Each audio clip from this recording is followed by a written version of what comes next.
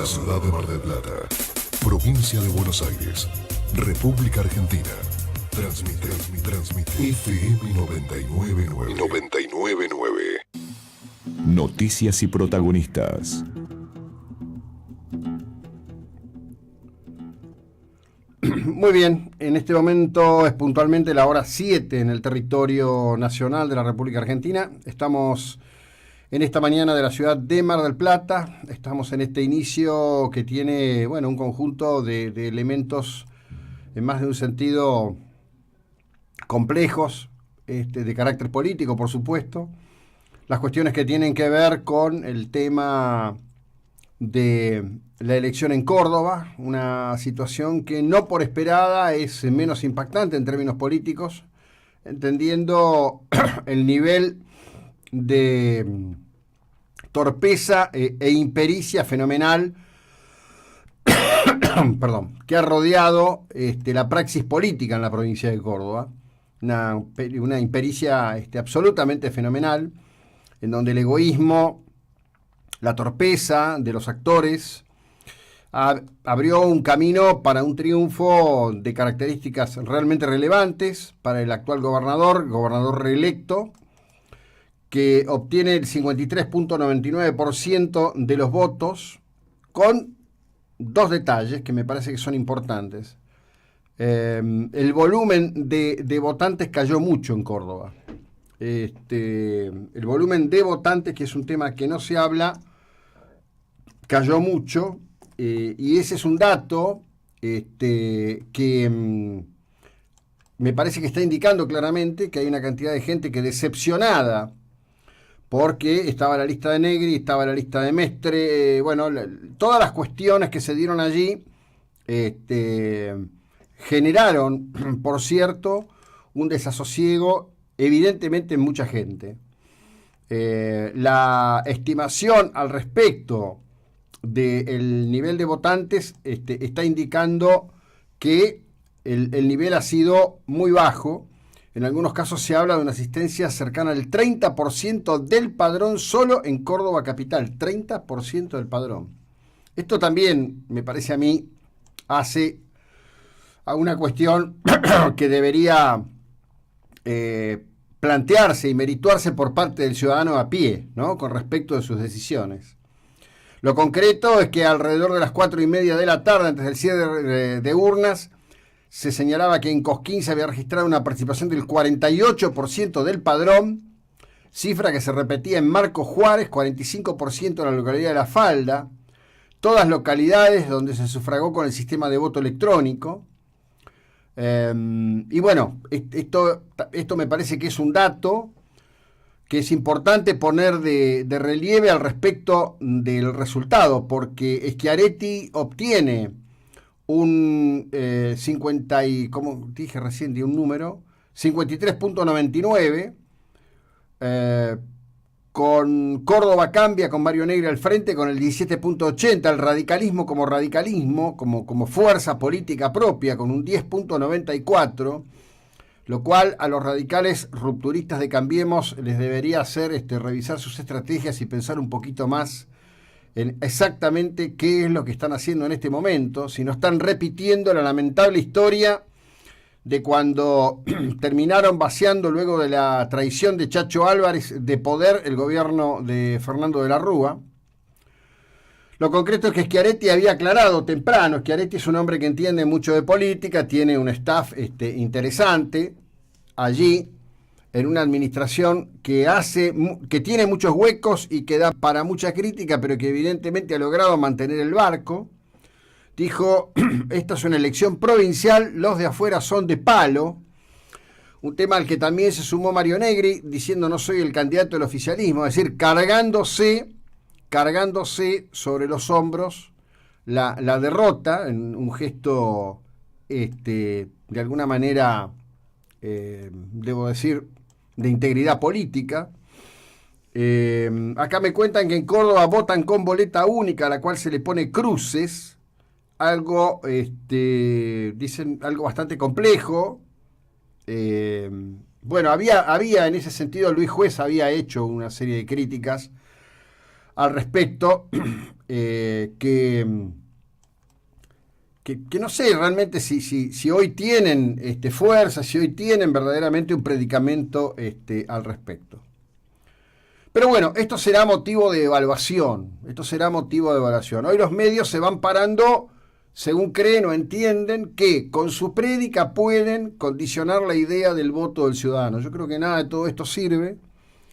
Sí creo que es útil entender qué es lo que ha ocurrido. En principio, bueno, una situación de división por la cual ayer Mestre pidió perdón, pero a Mestre habría que decirle, como dijo Zulma, la mamá de Boabdil, el último rey moro de Granada, no llores como mujer lo que no supiste defender como hombre. Aquí falta por egoísmo, por ambición personal, por necesidades, digamos, de un determinado colectivo, de mantener cargos, de mantener la caja, de estar adentro del Estado, de seguir usando recursos del Estado, actitudes completamente necias, absurdas, que llevan después a este tipo de escenarios.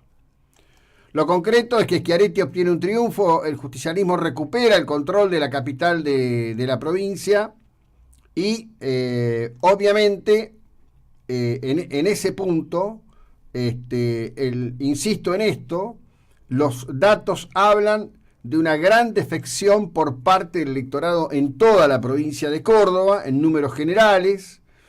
Si bien, por supuesto, las elecciones se desarrollaron con normalidad, y la carga de datos y los resultados aparecieron con rapidez, aparecieron con prontitud. En la tarde de ayer, por supuesto, en la interminable guerra en las redes, entre unos y otros, entre un tipo de pensamiento y otro, aparecieron cuestiones que tienen que ver muy fuertemente con todo aquello que está ciertamente vinculado a las expectativas que tiene cada uno. Me sorprendió bastante en una cuenta de Facebook, la verdad que no retuve quién era, pero que evidentemente aparece como vinculada como seguidora de la cuenta de noticiasprotagonistas.com, de alguien que me daría para pensar pertenece a la Unión Cívica Radical, una denostación muy fuerte, una celebración muy alta del triunfo del PJ en Córdoba como derrota de Cambiemos, y un comentario del concejal Mario Rodríguez, que estuvo en una presentación bastante de actores variopintos que se sumarían a una hipotética candidatura de Labaña, diciendo que ya viene el segundo semestre con alborozo, como previendo que podría haber algún tipo de situación o catástrofe que se avecina sobre los argentinos y que precipitaría un cambio de gobierno. Lejos estoy de jugar a las adivinanzas o a plantearme ser una suerte de gurú que pueda advertir el futuro, pero creo que con toda claridad el ordenamiento de variables, el esquema general, de ninguna manera hacen pensar en alguna situación ni de default ni de deterioro de la economía en términos que pudieran llevar a una irritación que genere un sustento de devastación, digamos, en términos de capacidad de gobierno. Dicho esto, al respecto de estas cuestiones, voy a hacer una mención de un tema en el cual, bueno, creo que ni habíamos producido esta apertura en este bloque, que ya entraba como pregunta durante el fin de semana. Walter Aló, más conocido como Wally, tuvo un accidente en la autovía, un tipo de accidente que lleva, en mi criterio, una vez más a preguntarse qué es lo que pasa con la infraestructura de la autovía. Un auto de alta gama que dio 4 vueltas, afortunadamente todos salieron ilesos con algunos golpes de los airbags, y a partir de allí, desde un medio que es la política online de la ciudad de La Plata, no voy a hacer caracterizaciones de la política online, cada uno tendrá que hacer su aprendizaje. Se pretende plantar la idea de que el auto, por ser propiedad de Juan Inza, que es una persona relevante del tema del sistema de transporte en Mar del Plata, y que Aló lo venía conduciendo, esto lo vinculaba directamente con la concejal Baragiola. La verdad que vi comentarios de todo tipo, algunos de ellos de una mendacidad fenomenal, otros estimo que de algún grado de torpeza. Lo que puedo decir en esto son dos cosas que son de carácter concreto, para que quede claro. Con Juan Insa, persona que está al frente del sistema de transporte de Mar del Plata, hablan todos. Todos, ¿no? Marcos Gutiérrez, hablan todos. Daniel Rodríguez, hablan todos. Todos hablan. ¿Cómo no van a hablar con alguien que tiene la responsabilidad sobre un capital de algo más de 400 unidades que en promedio cuestan $80.000 y que en los coches dobles cuestan más de 110, $115.000? ¿Cómo no van a hablar? En esto históricamente hay mucha fantasía. La política ha contribuido en buena medida a ese tipo de fantasía. Hoy mismo hay gente que interactúa en el propio gobierno de Carlos Fernando Arroyo que vive hablando de otros, alimentando este tipo de fantasías. No conocen a la gente, no conocen el sistema. Creo que en el manejo al respecto del sistema hay equívocos y hay torpezas, tanto del lado de la acción política como del lado de la administración del capital, que se pone al servicio de Mar del Plata para la transportación pública. Creo también que las personas tienen sus relaciones personales y que una relación personal de uno con otro no implica necesariamente una cuestión distinta, digamos, o que puede llevar a pensar en extremos espurios. También me llama la atención, porque me llamaron la atención al respecto de este tema, que el secretario de Cultura, Cristian Rabe, se plegara en una serie de comentarios que había en algunas cuentas, con un me gusta o algo por el estilo, frente a comentarios denostativos, cuando en definitiva le estaba pidiendo al propio Aló hace una semana que hablara con Juan Insa para que le consiguieran 3 o 4 colectivos para una actividad cultural. Digo, acá todos interactúan. Entonces, traten de ser, digamos, como mínimo honorables. Hay una batalla política, está en curso. No es que todo vale, no es que todo sirve, no es que todo se puede hacer de la misma o de cualquier manera. Debiera haber por lo menos un marco de decoro frente a determinado tipo de cuestiones. En el sector afectado, digamos, la voz que corría es que esto era una operación de Montenegro. La verdad que la presencia de Montenegro es una cuestión lamentable. Veo gente que evidentemente o se ha engañado a sí misma o ha hecho o ha creado un escenario de desarrollo político diciendo lo que hacía falta en cada momento. Veo los aplaudidores de Montenegro y me dan una pena inmensa, y lo veo a Montenegro haciendo un disparate atrás de otro. Hemos expresado el tema de un modo importante en la columna de Malas Lenguas de este domingo, pero cuando esto ya estaba puesto a disposición de los lectores, aparecía otra cuestión, que es Montenegro diciendo que no puede ser que las habilitaciones en Mar del Plata sean y que hay que modificarlo. Alguien debiera explicarle a Montenegro, digo, lo puede hacer Emiliano, lo puede hacer Fiorini.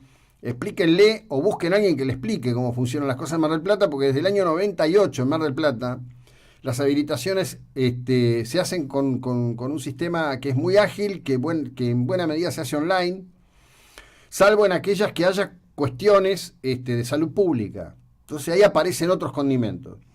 Y por otro lado, es de una enorme ignorancia cuando se habla en comparativo, porque por ejemplo, en promedio, en cualquier ciudad importante de Estados Unidos, tomo esto porque siempre normalmente se habla de Estados Unidos, no solo el comercio está muy regulado, pero muy, muy, muy regulado, sino que por otro lado se genera una cuestión muy importante que tiene que ver con que los permisos son permisos por rubro. No hay una condición de permiso general como a veces ocurre aquí en la tipificación administrativa de Argentina. Empezando por el hecho de que, bueno, estamos frente a un dato patético, porque, digamos, tenemos marplatenses aplaudidores de un señor al que pretenden presentar como marplatense que no lo es, en un contexto político en donde se pretende introducir para los marplatenses la llegada de un delegado de la oligarquía del poder político de la provincia de Buenos Aires. La verdad, una un auténtico disparate.